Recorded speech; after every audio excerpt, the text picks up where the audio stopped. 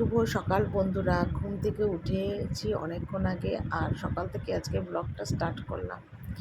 তো এদিকে দেখো, সকালবেলা উঠে একটুখানি না উঠোনে এলাম। কোনো দিনই উঠোনে আসি না, তো আজকে ভাবলাম চলো, আজকে যখন অনেকটা সকালে উঠেছি একটু উঠোনে যাই। তো ওদিকে তোমাদের দাদাভাই দেখো দোকান বাজার সব করে চলে এসছে, আর গেটটা খোলা ছিল, তো সেই জন্য গেটটা একটু দিলাম। তো ভাবলাম কি চলো একটুখানি গাছে পেয়ারা হয়েছে একটু দেখি। বেশ বড় বড় হয়েছে, ঠাকুরকেও কদিন পেয়ারা হয়েছিল, গাছের পেয়ারা দিয়ে পুজো দিয়েছে। তবে আমাদের না রাস্তার ধারে গাছটা তো, অনেক পেয়ারা চুরি হয়ে যায়, কিছুই খেতে পারি না, খুব কম, মানে দুটো একটা হয়তো খেলাম কি খেলাম না। আর যেটুকুনি পায় ঠাকুরকে দেয়, আর বাকি সমস্ত পেয়ারা জানো তো পাড়ার প্রতিবেশী এদিক ওদিকে সব লোক এসে না পেয়ারাটা খেয়ে নেয়। দেখো পেয়ারাগুলো এখনও কীরকম ছোটো ছোটো রয়েছে। এটা না আমাদের একটা ভাড়া ঘর, মানে একজন ভাড়া ছিল, তো সে চলে গেছে, এখন তালা মারা। আর এদিকে দেখো উঠোনে একটু হাঁটাহাঁটি করছি, আর মা ক্যামেরাটা করে দিচ্ছে। তো মাকে বলছি, মা ক্যামেরাটা করো তো, কোনো দিন একটু উঠোনে ঘোরাঘুরি হাঁটাহাঁটির ভিডিও আর তোমাদের সাথে শেয়ার করতে পারি না। তা আজকে অবশেষে দেখো উঠোনে একটু ঘোরাঘুরি করছি। তারপর দেখো এদিকে আবার মাও একটু বলছে চল তুই ক্যামেরা ধর, আমিও একটু হাঁটাহাঁটি করি। তো মা করছিল, বেশিক্ষণ যদিও করতে পারিনি, একটুখানি আর কি হাঁটাহাঁটি করলো। তারপরে গিয়ে এখন বসাবো আবার, চাটা বসাবো, চা খাবো। তারপর কি বাজার হাট এনেছে সেটাও তোমাদের দেখাবো। ওদিকে গাছে হয়ে রয়েছে কাঁঠাল, কাঁঠাল তো নেই এখন, হয়ে গেছে মানে কাঁঠাল হয়ে গেছে, সত্যিই কাঁঠাল হয়েছে, পেকে গেছে, কিন্তু অনেক উঁচুতে বলে না কিছু পারতে পারছি না গো। তো জানি না, হয়তো পেকে একদম পড়েই যাবে গাছের থেকে, এরকম প্রতি বছরই হয়, পাড়া আর হয় না, এত উঁচুতে মানে কাঁঠালগুলো হয় যে পারা যায় না। আর সকাল সকাল কিন্তু ফুল তোলাও হয়ে গেছে, তোমাদের দাদাভাই সকাল সকাল ফুল তুলেছে, আমি আর তুলিনি, আর ছেলেও আর তোলেনি। তো একটু হাঁটাহাঁটি করার পর দেখো রান্নাঘরে এলাম, এসে দেখো রোজকার মতন এখন টেবিলগুলো একটু মুছে নিচ্ছি, কারণ সারা রাত টেবিলটা ফাঁকা পড়ে থাকে, এরকম টেবিলে তো আর চা বসাতে পারবো না, কেন রোজ ইন্ডাকশন ওভেনটা টেবিলের ওপর ফুটিয়েই কিন্তু আমি চাটা করি। আর সত্যি কথা বলতে কি, আজকে না রেকর্ড করেছি, কত সকালে উঠেছি জানো, 7টার সময় ঘুম ভেঙে গেছে। তোমাদের দাদাভাই বলেই দিয়েছে যে এখন সকাল 7টা সাড়ে 7টায় ওঠো, নয়তো দোকান যেতে অনেকটা দেরি হয়ে যায়, প্রায় 11টা সাড়ে 11টা বেজে যায় দোকান যেতে যেতে। আর তাছাড়া আমারও নিজেরও কিন্তু অনেকটা দেরি হয়ে যায় এই সকালবেলা না ওঠার জন্যে। অ্যাকচুয়ালি কী বলো তো, অনেক রাত অবধি মানে জাগতে হয়, এডিটিং করতে হয়, ভিডিও সমস্ত কমপ্লিট করতে হয়, করে শুতে শুতে আগে তো 1:30 পৌনে 2 বাজতো, এখন তো রেকর্ড 2:30টা বেজে যাচ্ছে। তারপর সেই মানুষটা কী করে ওঠে বলো? তো সেই কারণের জন্য আমার এত অসুবিধা হচ্ছে, এখন এত অসুবিধা হচ্ছে কী বলবো। তার জন্য বেলা 3টেও বেজে যায়, রান্না করতে চান টান করে উঠতে উঠতে 4টে সাড়ে 4টে বেজে যায়, সত্যি একটুও রেস্ট হয় না। তো আমি সত্যি কথা সকালবেলা উঠেই কাজকর্মগুলো একটু সেরে নিলে সত্যি অনেকটাই সুবিধা হয়। আর এদিকে দেখো আদা দিয়ে চাটা বসিয়ে দিয়েছি, মাকে বললাম চলো ক্যামেরাটা ধরো, মা তো ক্যামেরা ধরছে। আর সত্যি কেউ একটু ফোন টোন ধরে দিলে, ক্যামেরা ধরে দিলে না ভিডিওটাও দেখবে অনেক সুন্দর হয়, তাই না বলো? আর তোমরা আমাকে অনেক করে সাপোর্ট করো, ভালোবেসো, প্রতিটা ভিডিওতেই আমি তোমাদের এই একটা কথাই বলি সব সময়, যে আমাকে একটু তোমরা সাপোর্ট করো, ভালোবেসো, সাথে থেকো। কারণ তোমাদের সাপোর্ট ভালোবাসা না হলে আমি কোনো দিন এগোতে পারবো না, কারণ তোমাদের ভালোবাসা, ছোটদের ভালোবাসা, বড়দের আশীর্বাদ না থাকলে কোনো দিন কোনো কাজে এগোনো যায় না। তা আমাদের বাড়িতে চাটা তো একটু বেশি হয় তোমরা জানো, তো সেই কারণের জন্যে কিন্তু আমাকে চাটা একটু বেশি করতে হয়। তোমরা হয়তো ভাবে বাটি ভর্তি এত জল দিয়েছো, ফুটবে কী করে? ওই যে বললাম অর্ধেক করে কমিয়ে নিয়ে ফুটিয়ে আবার মিশিয়ে আবার করব। এইভাবেই প্রতিদিন কিন্তু চা করতে হয়, 1 মগ 1 গ্লাস চা প্রতিদিন হয়, জানো তো। তো এইদিকে চাটা বসালাম, তোমাদের দাদাভাই বোধহয় একটু সবজি বাজার রেখে এদিক ওদিক গেল মনে হয়, আর ঠিক বলতে পারছি না। আমি এখন আপাতত চাটা করছি, আর এদিকে দেখো গ্যাসটা মানে ইন্ডাকশন ওভেনটা নিভিয়ে দিলাম। তো যাকে এখন চাটাগুলো করি নিয়ে, তো মানে চাটা খাবো, খেয়ে তারপরে আর কি বাকি কাজকর্মে হাত দেবো, কারণ সকালবেলা একটু চা না খেলে কোনো কাজ করা যায় না। তাই এখন ভাবি যে মা আছে, কত সুবিধা হয়েছে বলো তো, মা থাকাতে। ক্যামেরাটা সবথেকে বড় কথা, ক্যামেরাটা মা ধরে দেয়, সত্যি কথা, মানে যেরকমই পারে মা কিন্তু ক্যামেরাটা ধরে দেয়, আর তাতে আমার অনেকটাই সুবিধা হয়েছে। মানে জানি না তোমাদের কেমন লাগছে, কিন্তু সত্যিই মা ধরে দেয় বলে আমার অনেক সুবিধা হয় গো। তো দেখো সবসময় ফোন হাত মানে এদিক ওদিক রেখে না ভিডিও করতে অনেকটা সুবিধা, অনেকটা অসুবিধা হয়ে যায়। তো মা এই ক্যামেরাটা ধরে বলে আমার সুবিধা হয়, ভিডিওটা একটু ভালো লাগে হয়তো তোমাদের কাছে দেখতে, এটাই আর কি। তো এখানে দেখো 1 মগ 1 গ্লাসের মতন চা করলাম, আর সকাল সকাল আদা চা খেতে কিন্তু বেশ ভালো লাগে।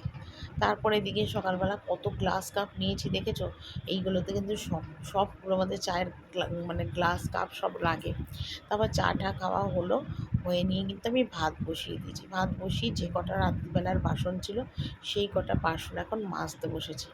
কারণ রাত করে তো এখন অনেকগুলো বাসন চা বেরোয়, সব বাসন আমি মেজে রাখি। তো সেই কারণের জন্য বাসনটা দুপুরবেলা মানে রাত্রিবেলায় মেজে রাখি বলে দিনের বেলাতে অল্প বাসন বেরোয়, মানে রাত্রে যে কজন খাই সেই কটা বাসনই বেরোয়, আর সমস্ত বাসন মেজে থাকার জন্য কম বেরোয়। তো যাকে এখানে যে কটা বেরিয়েছে সে কটা ঝপাঝপ ধুয়ে বেরিয়ে, চায়ের বাসনগুলো এখনও মাজিনি, এঁটো কাটা যেগুলো আছে সেগুলোই মেজে নিচ্ছি। আর প্রচণ্ড গরম পড়েছে, এত গরম পড়েছে যে সকালবেলা উঠেই না আগে হাতে মুখে গলায় পাউডার লাগিয়েছি, এত গরম পড়েছে, মানে আনলিমিটেড যাকে বলে গরম, কি বলবো আর।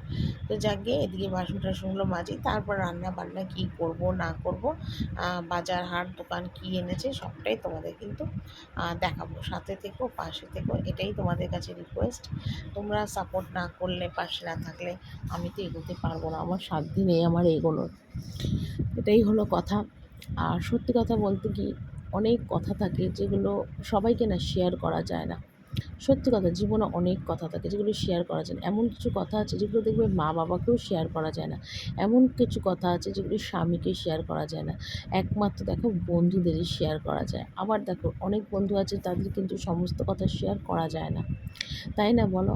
আমি না আমার বন্ধুদের সব কথা না, মানে আগে তো স্কুল লাইফে অনেক বন্ধু ছিল, এখন বিয়ের পর আর অত বন্ধু টন্ধু নেই। তবে দু একজন বন্ধু আছে স্কুলের, তাদের সাথে মাঝে সাঝে ফোনে আর কি কথা হয়। তো তাদের বাড়ি আমার বাপের বাড়ির ওখানে, কিন্তু অনেকটা দূরত্ব তাদের সাথে আমার বেড়ে গেছে। তো এদিকে দেখো মুদিখানা থেকে কত কিছু নিয়ে এসছে, সাফোলার সয়াবিন, মুড়ি, কেলগস, এটার মধ্যে চিনি, তারপর ব্রু কোম্পানির তোমার কী বলে ওটাকে, কফি, তারপরে সুগার ফ্রি বিস্কুট, 3 প্যাকেট দুধ, এগুলো নিয়ে এসেছে। এখানে নিয়ে এসেছে দেখো বাজার, আলু নিয়ে এসেছে মনে হয় 3-4 প্যাকেট, বেশি আলু নিয়ে এসেছে। তারপর দেখো এখানে পটল, বেগুন, সব সবজি বাজারগুলো নিয়ে এসেছে। তো তোমাদের দাদাভাই এনে না সব চুটির মধ্যে ঢেলে দিয়েছে একবার। তো আমি ভাবলাম কি যে একটু আলাদা করি, কারণ আলুগুলো না এখন এই গরমের মধ্যে এক জায়গায় মিশিয়ে রাখলে একদম পচে যাচ্ছে। সেই জন্য আলুগুলো আলাদা করলাম ওই গামলায়।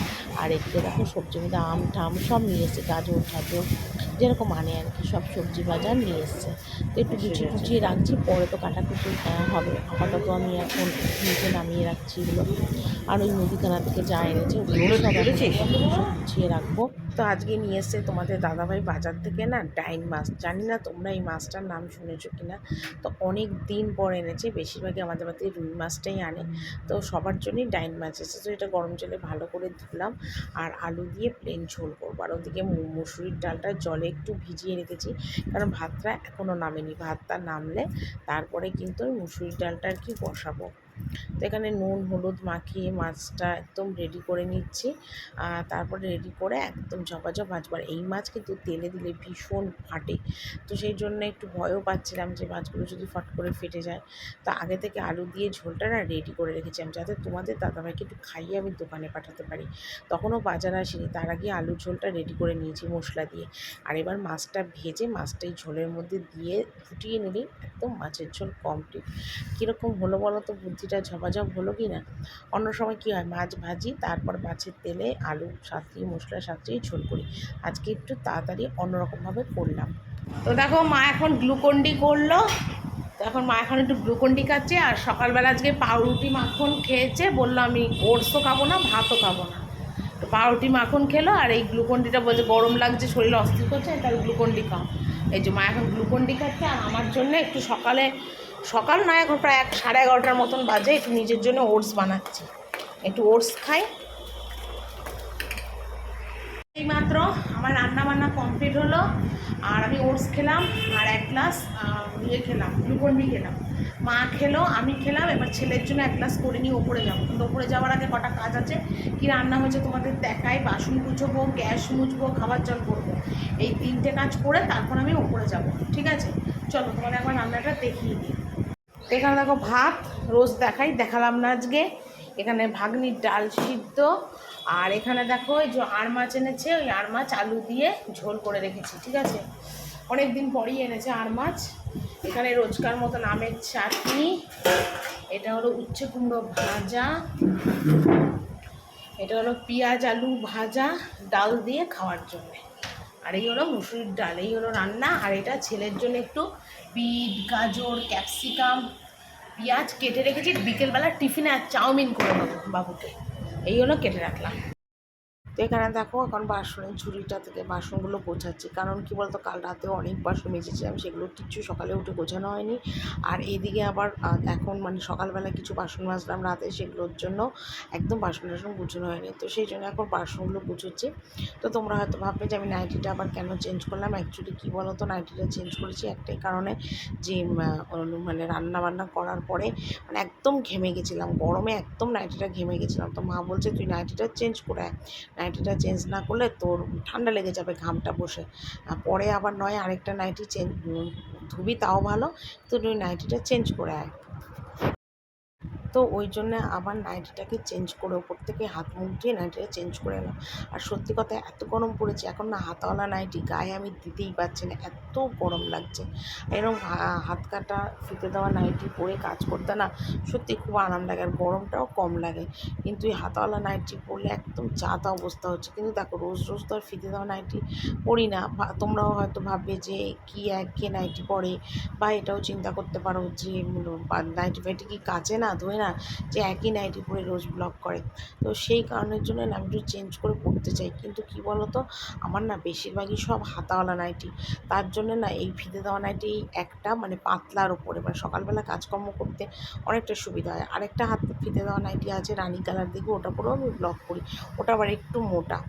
তো যাকে একটু চেঞ্জ করে করে আর কি পরি, শুধু গরমের জন্যে এরকম করছি। একটু মানে বৃষ্টি টিষ্টি হলে অন্যরকম ড্রেস পরি, কিন্তু ভিডিওটা আমি করবো, শুধু গরমের জন্য আমার মাথাটা খারাপ হয়ে যাচ্ছে। তো এদিকে দেখো বাসন টাসন সমস্ত গুছোচ্ছি, আর মার কথা শুনেই কিন্তু নাইটিটা চেঞ্জ করে এলাম। তাই এখন চিন্তা করি যে এমন একটা সময় ছিল যখন মার কথা বাবার কথা কারোর কথা শুনিনি, কিন্তু দেখো এখন সব কথা শুনি। মানে সেটাই আমি বলছি যে সময় মানুষকে কত পরিবর্তন করে দেয়, সময়ের সাথে সাথে মানুষের বুদ্ধির কত পরিবর্তন হয়, মানুষের মনের কত চেঞ্জ আসে, সেটাই চিন্তা করছি। ছোটো বয়সে ভালো মন্দ বোঝার মতন ক্ষমতা ছিল না, মা বাবা ভালোর জন্য কোনো কথা বললে সেটা মনে হতো ধুর কী বলছে শুনবো না, অবাধ্যপানা করবো।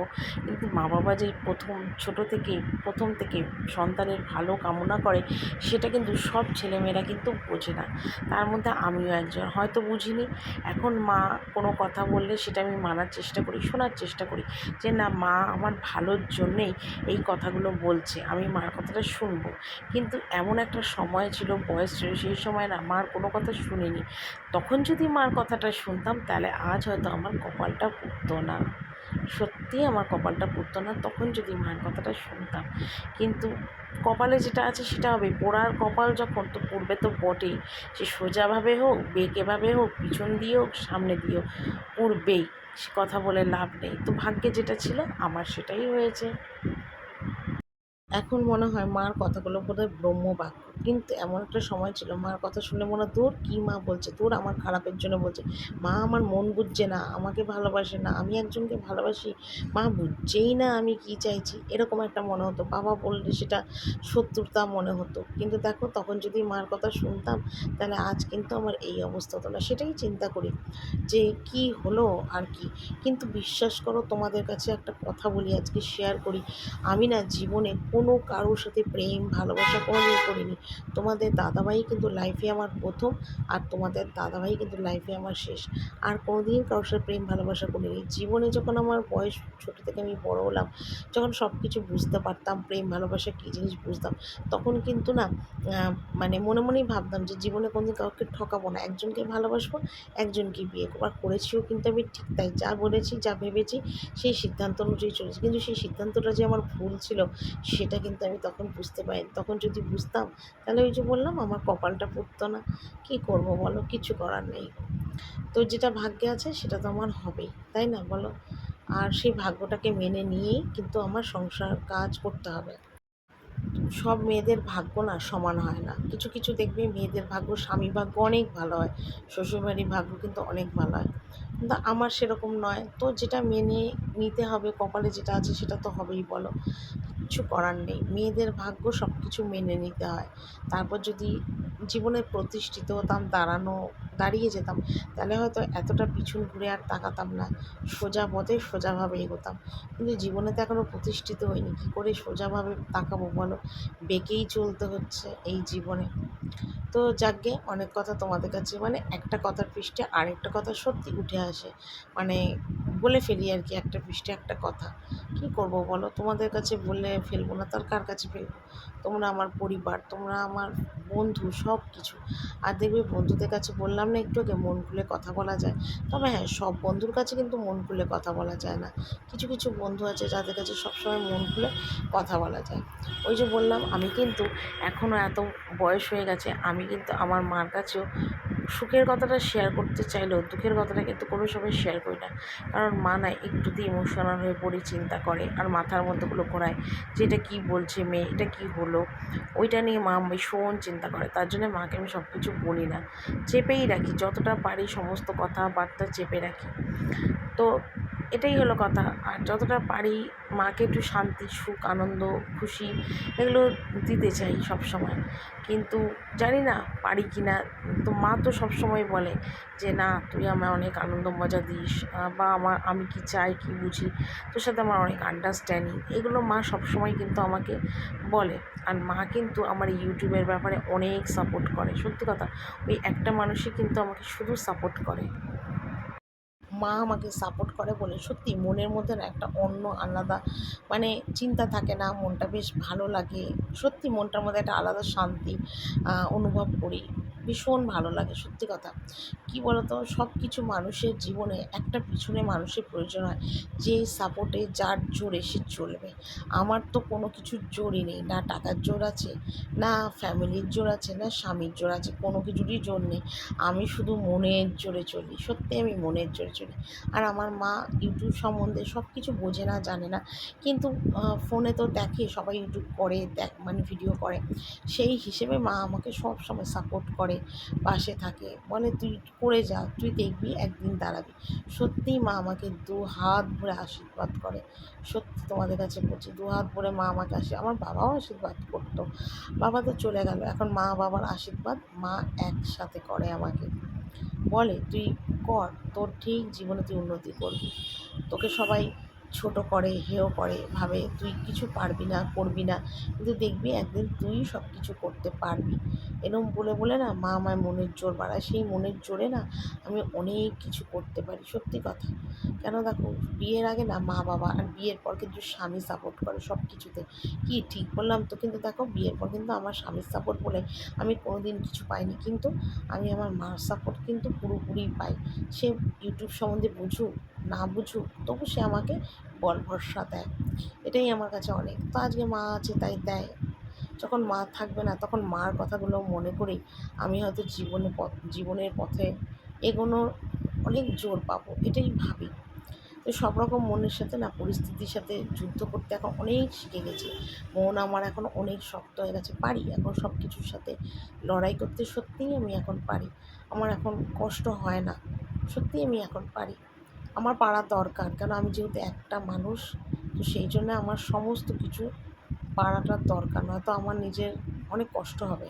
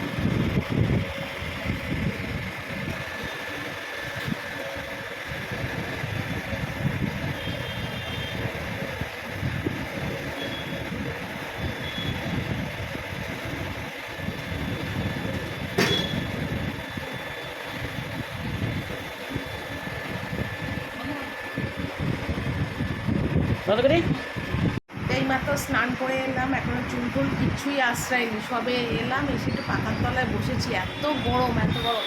আর এই জন্য এখন শুয়ে আছে, একটুখানি শুয়ে কাত করি। আর ফোনটা চার্জও কমে এসছে, চার্জ নেই ফোনে, 30% চার্জেও বসবো ফোনটা। ঠিক আছে, চলো আমি একটুখানি চুল টুল আশ্রয় রেস্ট করি, পরে তারপর যাবো খেতে, খেয়ে তারপর ছেলের খাবার দাবার নিয়ে আসবো। ঠিক আছে, পরে এসে তোমাদের সাথে কথা বলবো। রকম সবজি দিয়ে, গাজর, বিন, ক্যাপসিকাম, পেঁয়াজ সব দিয়ে চাউমিন করে দিয়েছি। তো বাবু এখন চাউমিন খাচ্ছে। আর প্রচণ্ড গরম পড়েছে বলে বাবুর মাথার চুল বাবুর বাবা কাটিয়ে নিয়ে এসছে। আর এই হারটা তোমাদের দেখানো হয়নি, এটা কিন্তু নতুন হার, গন্ধেশ্বরী পুজো হলো তখন থেকে ছেলে এই হারটা পড়ছে। আর এগুলো এমনি নজর মানে ছেলে না খুব হাওয়া বাতাস লাগাতো, হাত মানে খুব হাওয়া বাতাস লাগতো ছেলে, তো সেই জন্য এই তাবিজগুলো আর কি পরানো, হাওয়া বাতাস লাগানোর থেকে। তো তবে থেকে এটা পরানোই রয়েছে, আর খুলিনি। আর এই রূপোর হারটা নতুন, এই গন্ধেশ্বরী পুজোর সময় নতুন কিনে দিয়েছি। তো এখন এই যে চলো, বাবু এখন খাচ্ছে আর মা এখানে দেখো শুয়ে আছে, পাখা চলছে তাও গরম যাচ্ছে না, এত গরম। ঠিক আছে, চ খেয়ে নে। আমি যাচ্ছি ছাদে, ছেলেকে খেতে দিলাম, খেতে দিয়ে যাচ্ছি এখন ছাদে, কারণ ছাদে চানের সময় জামা কাপড় ধুয়েছিলাম, অনেকগুলো ধুয়েছিলাম, তো সেইগুলোই এখন তুলতে এলাম ছাদে। ওগুলো তো পরে না সন্ধে হয়ে যায়, তো আর বলে সন্ধে অবধি নাকি জামা কাপড় রাখতে নেই ছাদে। আর সবই ভেজা রয়েছে, কারণ অনেকটা বেলায় কেচেছি তো। ঠিক আছে, তুলে নিয়ে যাই। আর এখানে ননদদেরও কিছু জামা কাপড় আছে,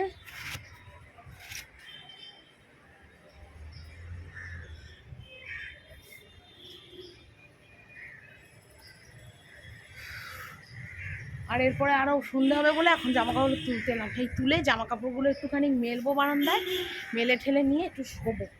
আর পাচ্ছি না, শরীর এখন টায়ার্ড হয়ে গেছে গরমে। আর এখন তো আর রোদ নেই, রোদ পড়ে গেছে, ওই জন্য আরও ছাদে এলাম জামা কাপড়গুলো তুলতে। দাঁড়াও তোমাদের বাইরের ভিউটা একটু দেখিয়ে দিই। হ্যাঁ, আমাদের বাড়ির সামনেটা না এই রকম, ঠিক আছে, এই যে বাড়ি ঘর সব আর কি, সামনেগুলো সব অনার্সি, বুঝলে, ফ্ল্যাট। এইটা বাড়ি, এইটা হলো ইস্টার্ন ক্লিনিক কমপ্লেক্স, এখানে রক্ত পরীক্ষা সব পরীক্ষা নিরীক্ষা হয়। ঠিক আছে, আর